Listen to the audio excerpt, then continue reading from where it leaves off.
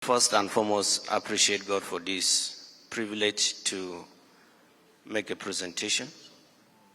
Okay. For Riom, Barikiladi, Jos South, and other parts of Biryom land. My name is Biryom Mwanturi, the National President of Biryom Youth Mulder Association. I stand on the already established protocol. Just as the Beko Secretary had rightly pointed out, the situation in Biryom land, covering Riom, Barikiladi, part of Jos South, and Jos North, is purely an act of terrorism.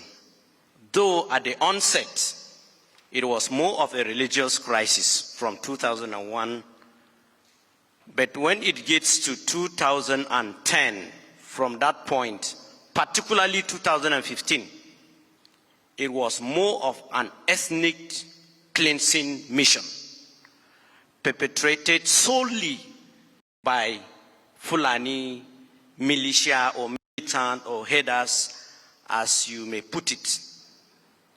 And we've asked severally, what is informing these incessant attacks, killings, ravaging of villages and communities?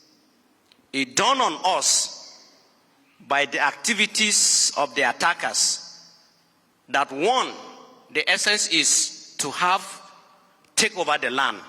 And that is why in Biryom land, Barikiladi and Riom, we have not less than 110 villages that have been uprooted and are currently under the occupation of the attackers.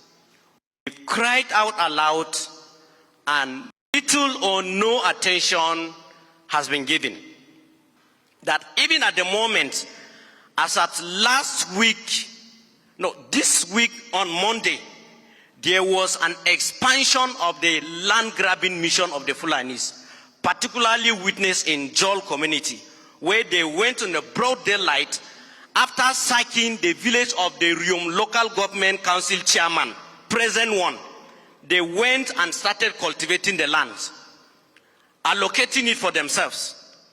We drew the attention of the security to it, and of course, little or no response to that distress call. We have lost not less than 3,000 people in Riom, Barikiladi, Jos South, and Jos North. Injured persons are too numerous to be mentioned. All means of livelihood crippled. It is a notorious fact that whenever they have planned an attack on our people, the early warning signals you see is continuous mischievous grazing,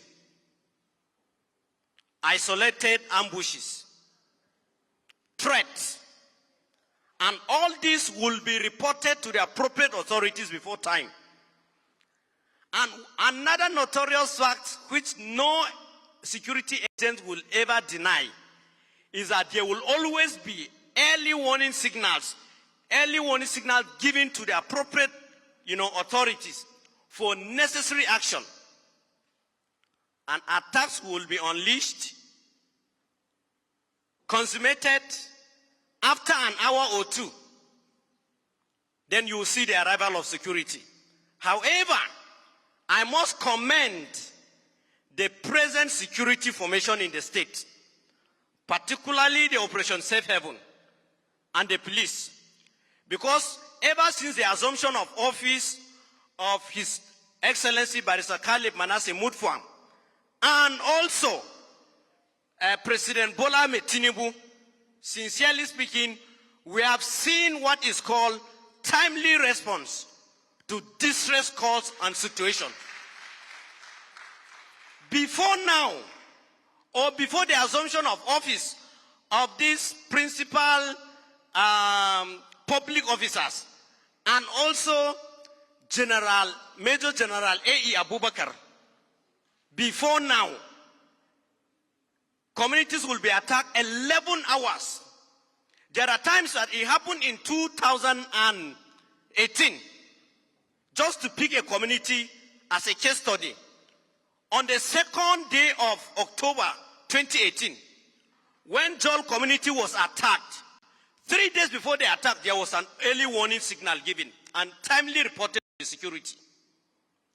2 days, a following day, 2 hours before the attack, this information were getting to the appropriate authorities. No response. Even when the attack was carried out, nothing happened. And it baffles us that what is really informing. In short, more pathetically is that the security that were deployed in that community also participated in the killings. And we have a survivor that was shot directly by a security personnel when he ran to him for safety. So that was what was happening before God brought General A.E. Abubakar, whom we see as a human savior that God has sent to aid the Plateau State government fighting terrorism and banditry. And why we have to say terrorism and banditry? Because it is availably established that these people were recruited from northeast, from part of Nasarawa State, Bauchi, Kaduna, and so many other places. And their movement also reported, which we believe that there should be, a proactive measures taken to either have them arrested or contain them. But this is what we found ourselves in the state. So this is purely act of terrorism. And at the moment, even this morning, I received a call of farm crop destruction. So it has been like that. So that once the native reacts, it will now justify a full-scale attack. Let us correct this impression. On the plateau, as we've been keenly following up on the incident of crises or attacks in the state, there have never been a day where a plateau man will start and orchestrate an attack on the Fulanis. I also commend the Hausa community for understanding that this thing is not religious, it's purely ethnic. And that is why in recent time, we've not heard of any participation in some of this happening by the Hausa communities. And that one is giving us, a headway to understand that we are dealing with enemies of plateau, bandits, terrorism, and other, criminal elements that will always use headers, farmers, clash nomenclature to justify or have it as a leeway to carry out attacks. But there have never been anything like headers, farmers, clash. If it is headers, farmers, clash, why killing innocent children? Why killing women? Are they carrying arms? This is purely an act of terrorism, and we are calling that people should desist from using this nomenclature, headers, farmers, clash. It has never happened, and we will not allow ourselves, to believe in this description of this crisis that it is headers, farmers, clash.